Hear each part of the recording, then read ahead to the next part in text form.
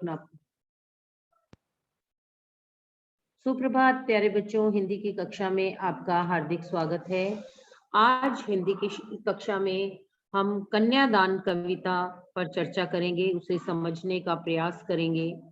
कन्यादान कविता के कवि ऋतुराज जी हैं और कन्यादान कविता में माँ बेटी को स्त्री के परंपरागत आदर्श रूप से हटकर सीख दे रही है।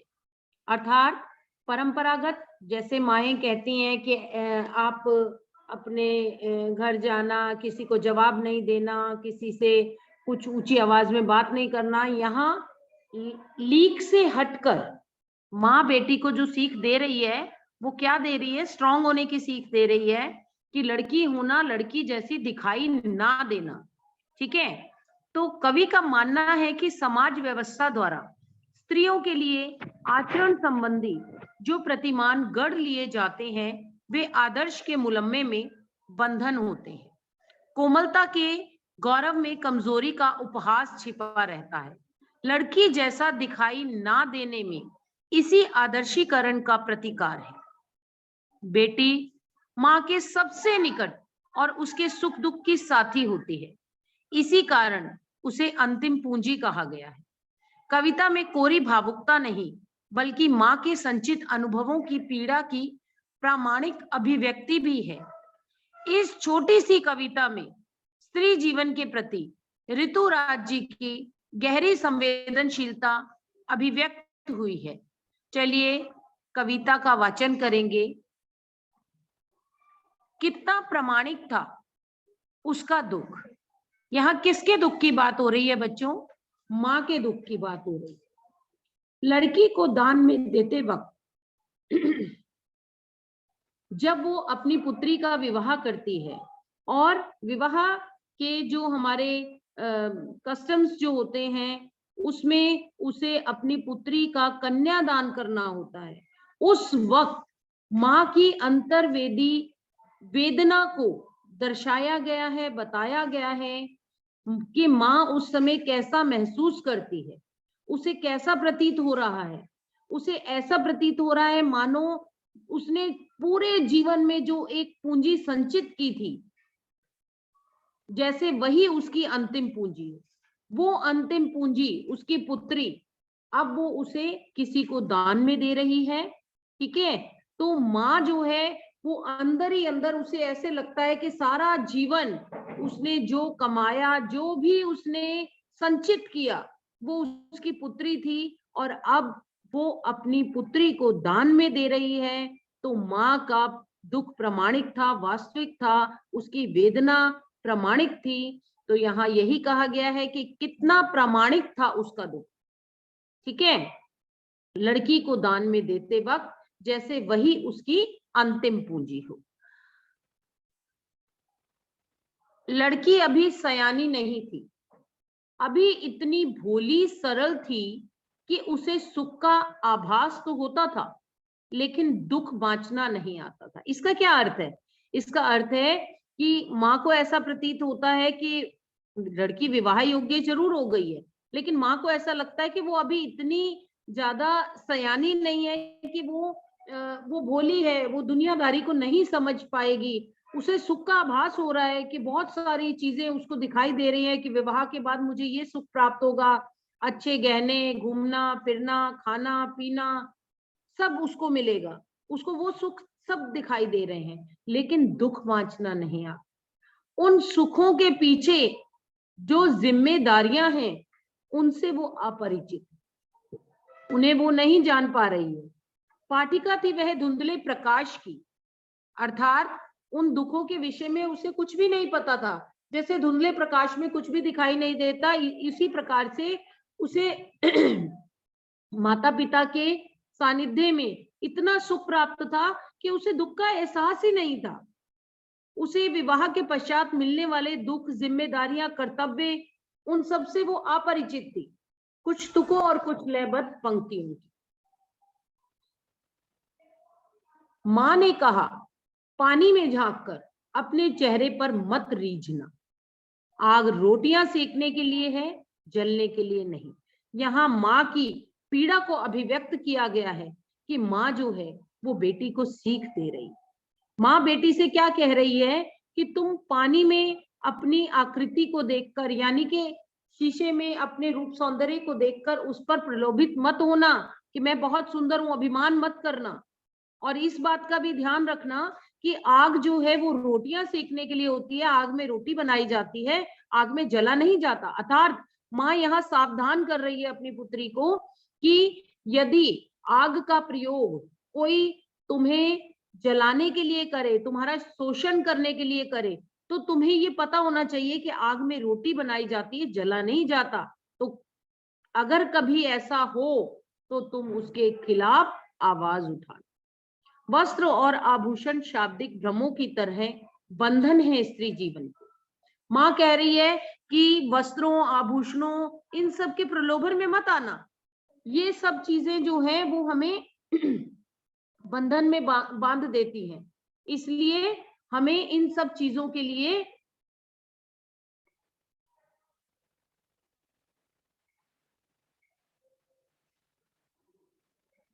हमें इन सब चीजों के लिए क्या करना है, इन सब चीजों के लिए हमें चिंतित नहीं होना है और इन सब चीजों के प्रलोभन में भी नहीं आना है। तो माँ ने जो सीख दी अपनी पुत्री को, वो यही सीख दी कि हमें इन सब चीजों से दूर रहना है। और माँ क्या कह रही है अपनी पुत्री को? माँ कह रही है कि लड़की होना पर लड़की जैसी दिखाई मत देना। अर्थात माँ यहाँ पर क्या कह रही है कि तुम लड़की जैसी संवेदनशील होना, लड़की जैसे सारे गुणों को अपने अंदर रखना, लेकिन तुम लड़की जैसी दिखाई मत देना। अर्थात लड़की की तरह कोमल मत रहना कि कल को कोई भी जो है वो तुम्हारा फायदा उठा सके। तो माँ जो है, इन पंक्तियों में माँ का भाव क्या है कि मर्यादाओं का पालन करने वाली लड़की बनकर तो रहना, लेकिन किंतु बेचारी, भोली भाली दिखने वाली निरी सहिष्णु बनकर मत रहना। तो बच्चों, ये सार था जो मैंने आपको समझाया। अब कविता को हम समझेंगे।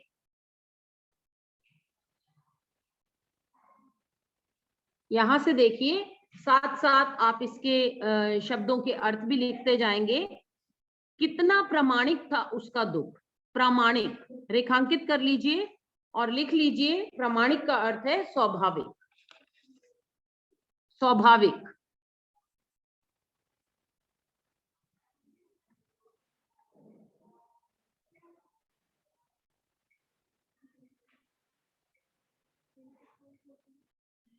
कितना प्रामाणिक था उसका दुख लड़की को दान में देते वक्त। अब यहाँ पर बात कर रही है माँ। क्या बात कर रही है कि जब वो लड़की के विवाह का समय आया और माँ जो है अपनी पुत्री का कन्यादान कर रही है, उस समय माँ का दुख जो था वो प्रामाणिक अर्थात वास्तविक था। माँ दिल से इतनी पीड़ित थी, इस वजह से नहीं कि उसकी पुत्री का विवाह हो रहा है, इस वजह से वो डरी हुई थी। वो दुनिया की जो आजकल चीजें देख रही थी, जो उसने भोगा, उन सब से डरी हुई थी कि कहीं मेरी पुत्री को भी ये सब ना भोगना पड़े। तो माँ अंदर से बहुत चिंतित थी जब वो अपनी पुत्री को दान में दे रही। उसे ऐसा प्रतीत हो रहा था कि उसकी पुत्री जो है वो उसकी अंतिम पूंजी है। पूंजी क्या होता है? लिख लीजिए, धन।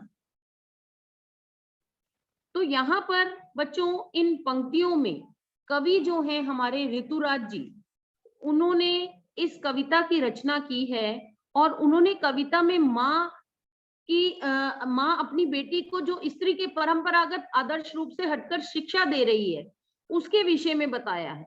कवि ने कन्या विवाह के बाद बेटी को उसकी ससुराल भेजते समय माँ की अंतर्वेदना को चित्रित किया है। माँ को आभास होता है कि उसने अपनी बची पूंजी को भी दान कर दिया है। देखिए, इन पंक्तियों में लिखा है लड़की को दान में देते वक्त जैसे वही उसकी अंतिम पूंजी है। अर्थात कहने का क्या अभिप्राय है? माँ को ऐसा लगता है कि अपने संपूर्ण जीवन में, जब से उसने अपनी पुत्री को जन्म दिया, अपनी पुत्री को बहुत ही लाडों से पाला, उसकी देखभाल की, उसकी शिक्षा दीक्षा पर पूरा ध्यान दिया, सारा जीवन उसे संरक्षित रखा, किसी भी प्रकार से उस पर कोई भी काला साया नहीं आने दिया, कोई भी बुराई का उस पर प्रभाव नहीं पड़ने दिया, उसे सदैव सुरक्षित रखा। अब यहाँ पर माँ जो है, अब उसे ऐसा लग रहा है जब वो अपनी पुत्री को दान कर रही है कन्यादान के समय, कि उसके पास कुछ भी शेष नहीं बचा।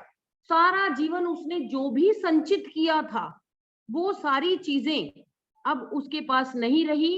क्यों? क्योंकि अब वो अपनी पुत्री जो है उसे दान कर रही, जिसे अभी तक वो अपना समझ रही थी, लेकिन वो तो पराया धन थी, उसको उसने आगे जो है विदा करना ही था। तो माँ के हृदय से स्वयं ही उद्गार फूट पड़ते हैं। और माँ क्या कहती है? माँ को लगता है कि लड़की अभी सयानी नहीं थी। सयानी रेखांकित कीजिए और लिखिए समझदार, योग्य। माँ को ऐसा प्रतीत होता है, अब माँ ने बेटी को लाडों से पाला, कभी उसको उस पर दुख का साया भी नहीं मंडराने दिया। माँ बाप के घर में बच्ची जो है वो बड़े ही लाडों से पल रही है, उसे पता ही नहीं है कि दुख क्या होता है, दुख कौन सी चिड़िया का नाम है। जो चीज भी आप भी अपने अभिभावकों से जो भी कहते हैं, वो आपके अभिभावक आपके लिए तुरंत उस चीज का जैसे भी हो वो प्रबंध करते हैं। ठीक है, तो यहाँ पर बेटी जो है, माँ को लगता है कि अभी सयानी नहीं, अभी इतनी भोली सरल थी कि उसे सुख का आभास तो होता था लेकिन दुख बांचना नहीं आता था। रेखांकित कर लीजिए आभास। आभास का अर्थ है बच्चों प्रतीत होना। बांचना, बांचना का अर्थ है पढ़ना या समझ पाना। तो माँ, बेटी जितनी भी बड़ी हो जाए, बच्चा जितना भी बड़ा हो जाए, माँ को ऐसा ही लगता है कि मेरा बच्चा सबसे भोला है। तो माँ को भी ऐसा लगता है कि मेरी पुत्री अभी इतनी सयानी नहीं हुई है, वह अभी भोली है, उसे सुख की कल्पना तो वो कर रही है परंतु जीवन में आने वालों दुखों से वो अपरिचित है। अर्थात कहने का क्या अभिप्राय है, उसको विवाह के नाम पर सब सुख दिखाई दे रहे हैं, उसको नजर आ रहा है कि विवाह होगा, मुझे बहुत से गहने मिलेंगे, बहुत से उपहार मिलेंगे, बहुत से कपड़े मिलेंगे, बहुत सारी चीजें खाने पीने को मिलेंगी, खूब घूमने फिरने जाएंगे। तो ये सारे सुख, इन सब से वो इन सब में डूबी हुई है कि ये सारी चीजें मुझे विवाह के उपरांत प्राप्त हो जाएंगी। लेकिन उसे दुख बांचना नहीं आता।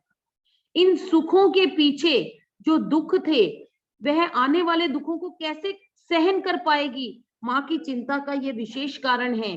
कि कौन से दुख?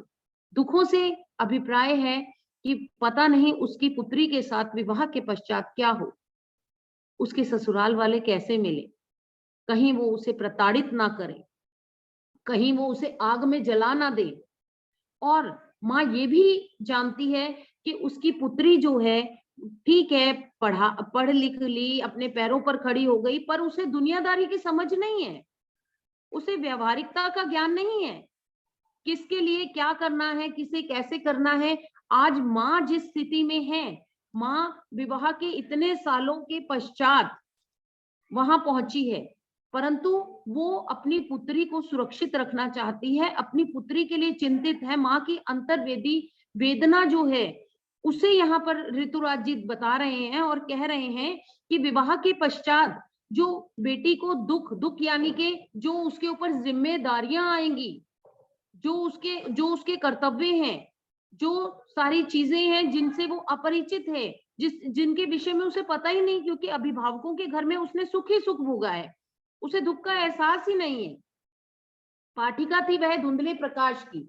अर्थात कहने का क्या अभिप्राय है यहाँ पर? पाठिका किसे कहते हैं बेटा?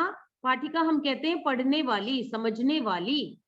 ठीक है, तो पाठिका थी वह धुंधले प्रकाश की, कुछ तुकों और कुछ लयबद्ध पंक्तियों की। अर्थात यहाँ पर क्या कह रहे हैं कि इन पंक्तियों में यह बताया गया है कि बच्ची जो है, लड़की जो है, वह तो विवाह से संबंधित सुखों की काल्पनिक इच्छा में जी रही थी कि उसको विवाह के बाद बहुत सारे सुख मिलेंगे, जो अस्पष्ट थी।